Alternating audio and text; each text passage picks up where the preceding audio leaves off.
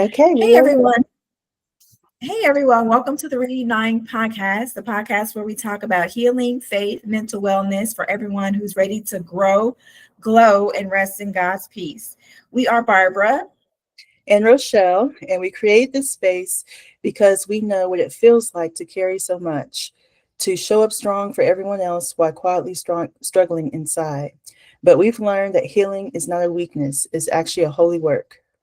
Yeah. So here we'll have real conversations about renewing your mind, breaking free from burnout and walking boldly on your in your purpose, all while staying grounded in faith. You'll hear encouragement, honest stories, and practical tools to help you care for your mind, body, and spirit.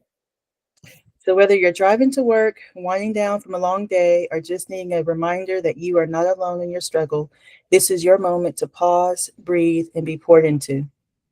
Yeah, so grab your journal, grab your tea, and let's start this journey to becoming renewed in your mind. Yay! Today we have Jason Lathan with us. He's an advocate for mental wellness in the African American community, and he agreed to share his story with us today. So thank you for joining us today, Jason. It's a privilege and an honor.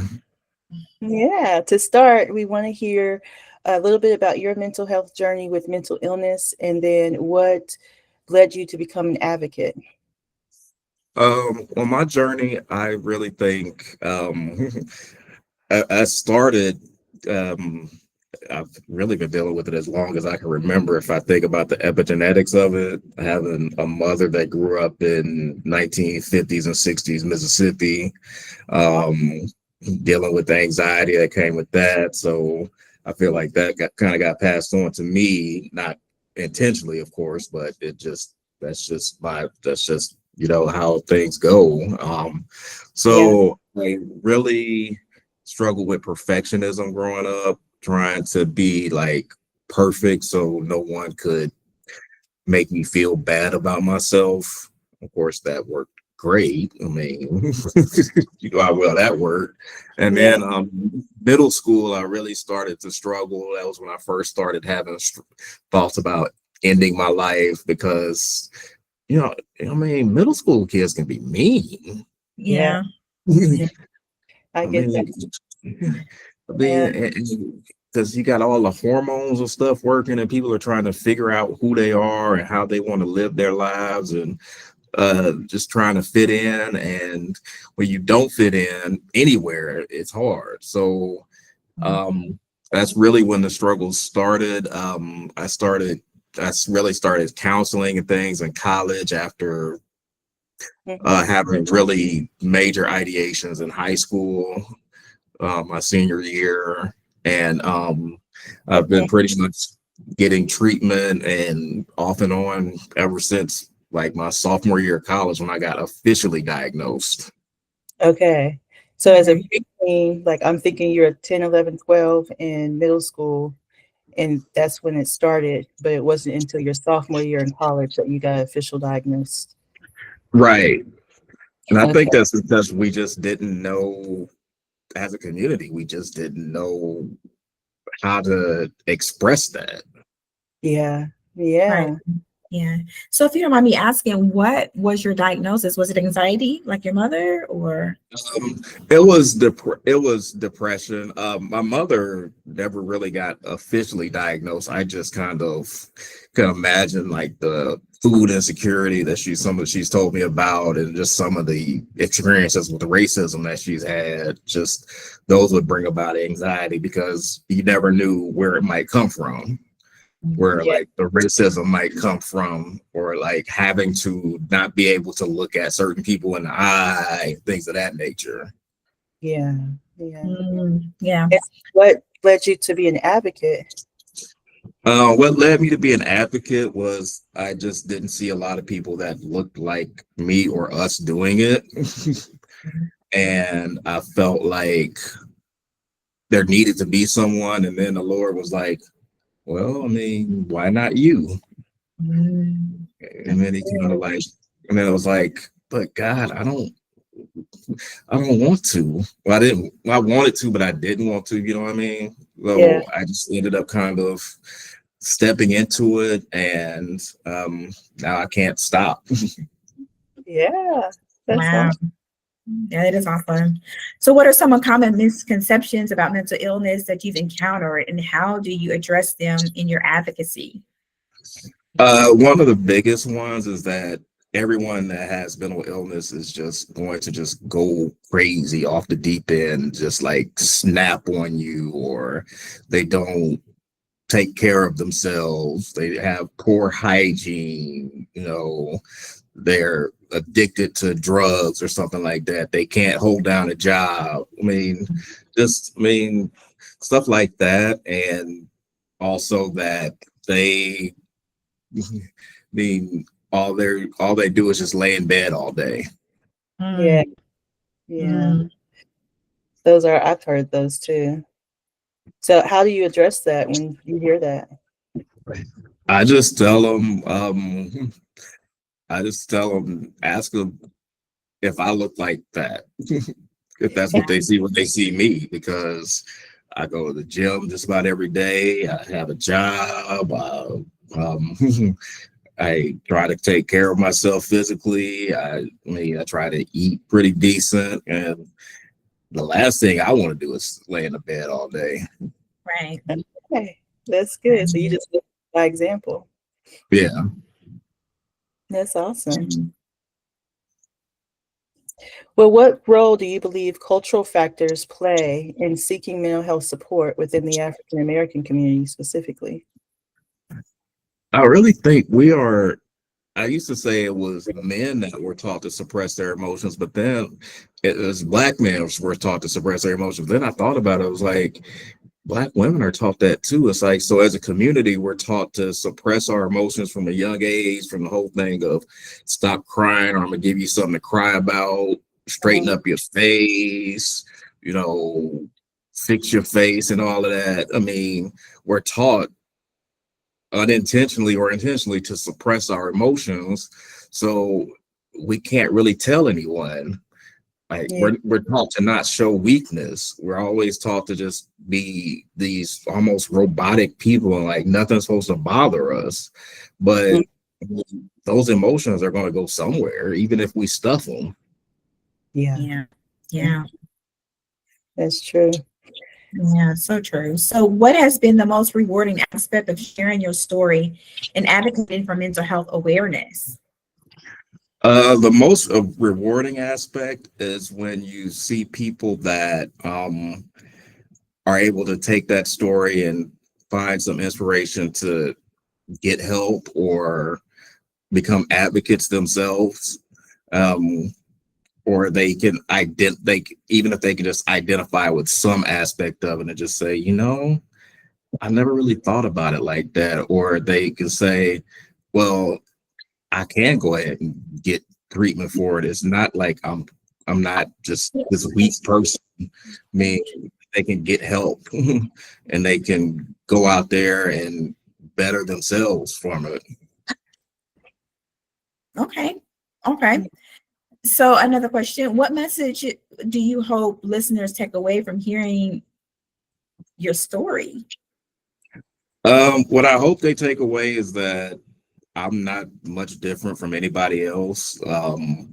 I have my good days and bad days. 2025 has been, for lack of a better word, a hell of a year. Wow. So it's been a challenging year. We may be in like recovery or on the other side, but we still have our days where things are challenging. We just try to keep moving forward. Just try to keep doing the right things, the next right thing, and putting one foot in front of the other.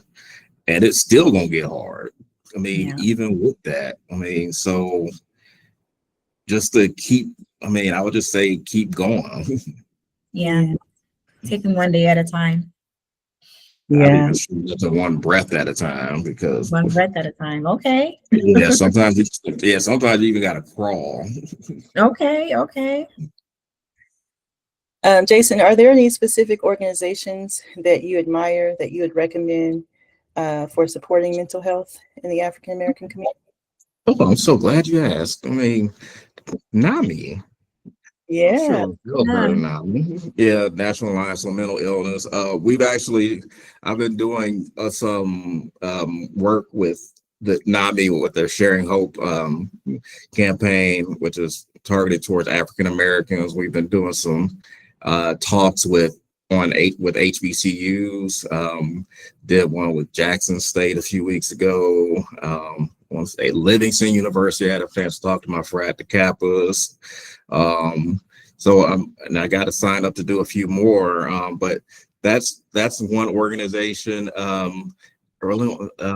Depression Bipolar Support Alliance is another organization that's doing a lot of work. But those are the main two. But NAMI, I mean, we can't get away from the faith aspect of it either. I mean, NAMI has their Faith Net program because, as we know, having come up in the African American church, we didn't talk about mental health. At least when I was living there. Well, now that conversation is starting also. So I really am encouraged by that. I feel like we've got a ways to go, but we are making strides. Okay, that's good to hear. So would you consider yourself a man of faith? Yes. Okay, how has your faith supported you through your mental health challenges? Well, I mean, bluntly, without my faith, I wouldn't be here. Because on those days when, like, yeah, I take my meds, yeah, I exercise, yeah, I go to therapy and things like that, but on those days, some days I just gotta lean on my faith and my faith community just to make it that one more step and just have something to hold out for, because I know there's something better. I may not be able to see it. I may not feel like it, but something inside just keeps me going, even when I don't want to. Yeah, absolutely. Yeah. So can you share an example of a time when you felt misunderstood or faced stigma and how you coped with that experience? I feel like when I first got diagnosed, I do feel like I feel like there was some real like misunderstanding in my family about what was going on. And I don't want to say I felt stigma so much as they really didn't know how to help.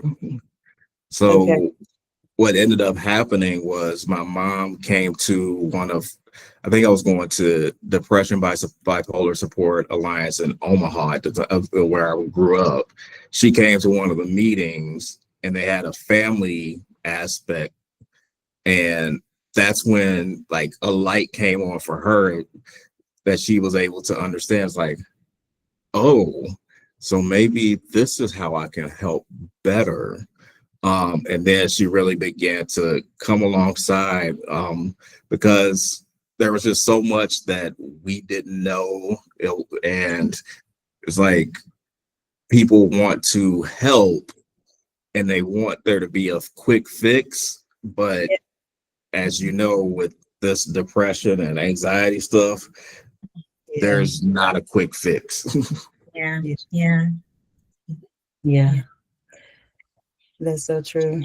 I feel like I can relate to that in my own story because I was officially diagnosed with depression and anxiety in 2021.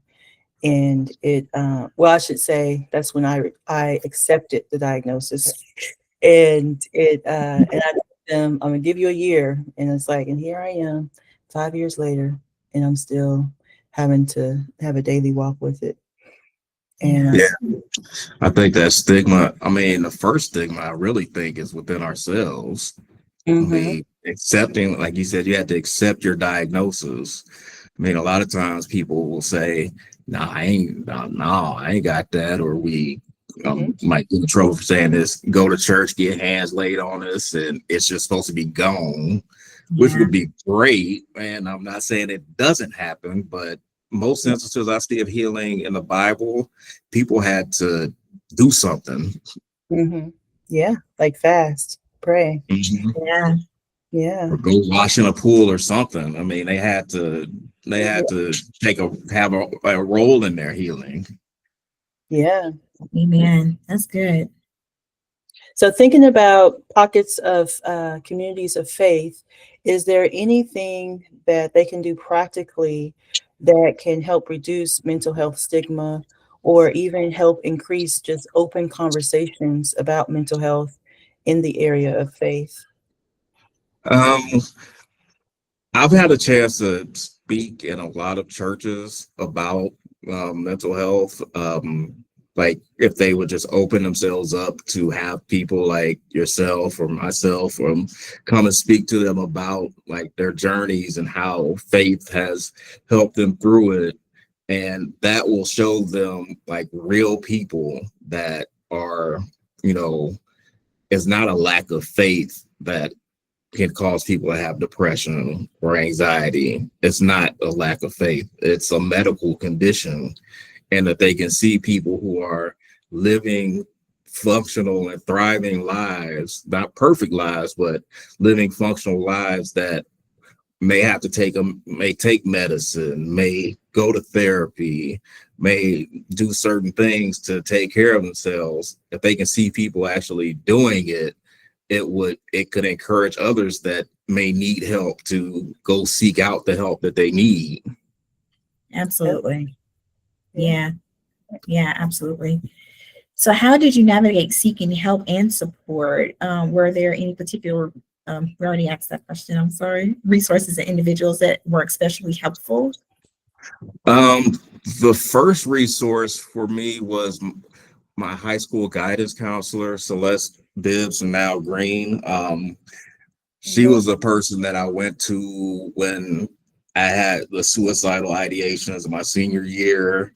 I mean, I can't remember exactly what I said when I walked in there, but I just kind of let it all out. It's like, look, I thought about running my car into a pole. I know that ain't right. Help, basically. Yeah, yeah, yeah. And I had a counselor at Creighton, Kitty Brom.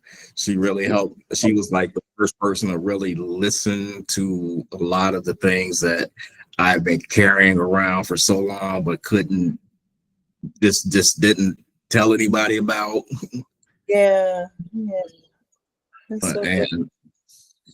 And when you have people like that, Pastor Claude White, who's been a mentor and friend for so many years, he's been somebody who I can call or text to this day.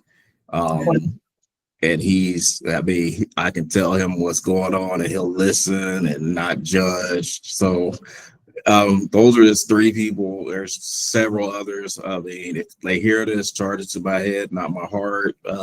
Thank y'all.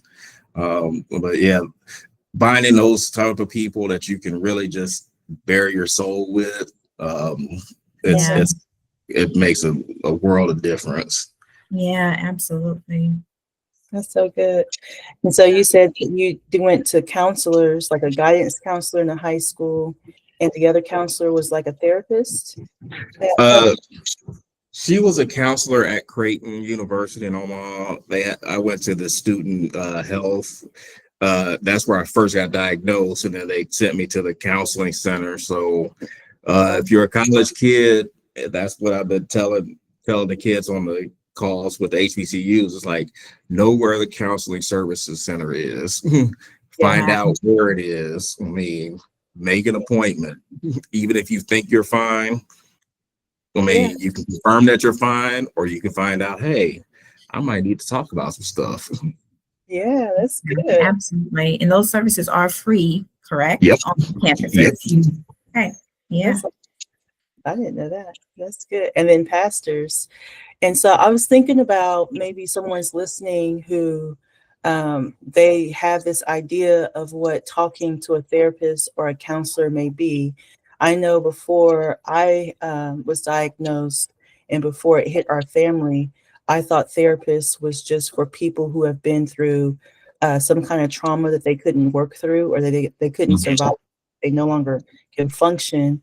But now I'm finding that everybody should probably get some therapy. Like it should be, like you said, like even if you think you're fine, just go and talk to someone And it's really going to a professional and saying, like, this is what's on my mind. This is what's on my heart. Do you see, like, where could I better myself, basically? Mhm. Yeah. Yeah, I think a lot of people's idea of therapy is you're on a couch Mm-hmm. and somebody's taking notes, and that's not totally inaccurate, but a lot of times it's really just a conversation helping you process some things, and you're finally getting to say some things out loud and get another perspective on it. Like, some things that we perceive as normal aren't Yeah. normal. Yeah. Yeah, absolutely. So can you describe like your first therapy session? Because I know for me, it took me a while to open up to my therapist and let her know what's going on and things of that nature. Yeah. My first therapy session, I think we kind of just started from the beginning, just she started getting to know me, asking me about like my life, my story, kind of like you all did, and just really finding out some things that might have been like markers that indicated, okay, this might be something that triggered depression, or this might be a marker that said, oh, oh, yeah, this could be something that this could be troublesome here. This might be something that we need to dig a little bit deeper into because there might be some trauma there. Yeah. Yeah. Okay. So good. You know, there are people who suffer in silence, meaning that they know something is wrong, or they may even have a diagnosis, but they try to put on a face that they are okay, that everything is okay, I'm normal, that kind of thing. What kind of advice would you give to someone who is silently struggling and they just don't have the courage to speak up about it or even to go to a professional? Um, you know my question? Yeah, I would tell them that Mhm. at some point the the dam is going to break. Mm, I mean, it's going to break, but you get to choose. Is it going to be a controlled break where, a little bit comes out at a time, or is it going to be like just a explosion yeah, where it just explodes and you can't control what happens and you lose control and you do things that are irreversible? Mm. yeah. Yeah, That's good. that's really good. Help as soon as you can. Yeah. Yeah, I kind of liken it to, you can take the window or the stairs. I mean, the Mm, window, you just kind of go mm. flying out. The stairs, you take it step by step. That's That's good. a really good You analogy. got that from I'm gonna That's an get you, excellent sucker. analogy. You Yeah. remember I'm gonna get you, sucker? That was the choice that they gave them in the movie. It's like, man, you're leaving, but you can take the window or the stairs. So it's like so there's a choice. Yeah. Right, Yeah. right, right. You have a choice. It's so true. So could you describe what it is like first to realize you were struggling with mental illness? What were some of the initial challenges you faced? Um, Initially, I was kind of glad to finally be able to describe what was going on. I mean, one of the things you have to do is you have to name your pain. You have to be able to say what's wrong with you. Yeah. To be able to, like, to know what I was going up against, what was great. But then the challenges became realizing that it's not going to be a quick fix. This isn't just being a bad mood. This isn't just having a bad day or two. It's like, this is something that I really gotta do some work with. And even like days, like even to this day, there's still days where it's just like, can this just not be part of my life? Yeah. Can this difficulty and drama and all this stuff just not be around? Yeah. So just accepting that there's going to be the ups, there's going to be good and bad. There's going to be days where you could be doing all the right things and you still feel like nothing is working, nothing is changing. I mean, it's kind of like your faith walk. You could be praying, doing everything the Lord says to do, being obedient, and you'll feel like, okay, but nothing's happening. Mhm. There's no evidence of anything, but you still just have to keep at it. Yeah. Yeah. That's good. That's really good. Yeah. So you had mentioned that you talk with HBCUs and faith communities and churches and different things. If someone was wanting to get connected with you for you to come and do a talk, how can they get connected with you? Well, I will give my cell phone number. I'll warn you, if you call me, I have it to silence telemarketers and unknown calls. Are you supposed to give your phone number on a podcast? No, I don't want you to say. I wouldn't do that. Yeah. I'll share my email. It's Yeah. just my first Yeah. name to my last name at Gmail, or first name dot my last name at namigreaterkc.org. You can get in touch with me that way. That's right. Do you do anything else for NAMI? I know you do Sharing Hope, but is there any other things you do at NAMI? Well, I train facilitators. Wink, wink. I trained Rochelle was one of the people I trained, and seeing her doing what she's doing is just like it's amazing. It makes me feel good to see you doing what you're doing. I facilitate a support group on Tuesday nights. And what else do I do? Jeez, I do FaithNet, in our own voice, which is where we go out and talk, where I give speeches. That's where in our own voice and FaithNet really kind of cross over, because a lot of the times I'll do in our own voice speeches at churches. So what is FaithNet? What do you? Yeah.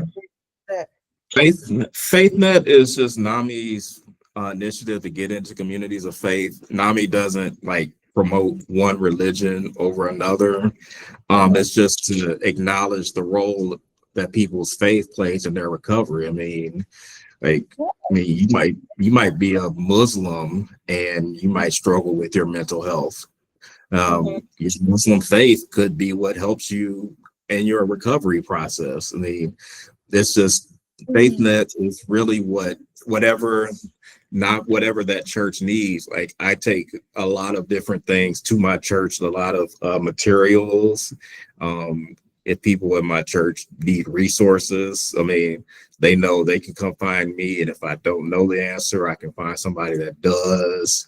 So FaithNet is just really, it's kind of just trying to be the hands and feet of NAMI, just trying to be the hands and feet in that faith community. For me, it's I'm a Christian, so just trying to build that bridge between Christianity and faith and break that stigma that the mental health challenges are not a sign of weakness of your faith or a shortcoming. It's just the reality of the world that we live in. Yeah. Okay. That's awesome. And then in your voice is you sharing your particular story, Yes. your experiences and what you've been through. Okay. Right. And so you do that in churches, even where you share what you've been through, and you have that platform in the church. Yes. That's so cool. That is awesome. Yeah. Well, we are about out of time. That went so fast. I feel like we just got started. All right. Yeah. For your valuable insights and for sharing your experiences with us and for advocating for mental health and the faith community and the African American community and the different colleges that you're doing. You're doing an awesome work. And thank you for leading those groups. And so, oh, you said Tuesday nights is a support group. Is that for family members or is that for individuals? That's for individuals with lived experience with mental health issues. Okay. So if anybody was wanting to connect with you on that way, we could also post your, is that online or in person? It's online. Yeah, so we could also post that, the register, if anyone's listening and they want to talk about their story and whatnot. That's a good spot to start. Yeah, Absolutely.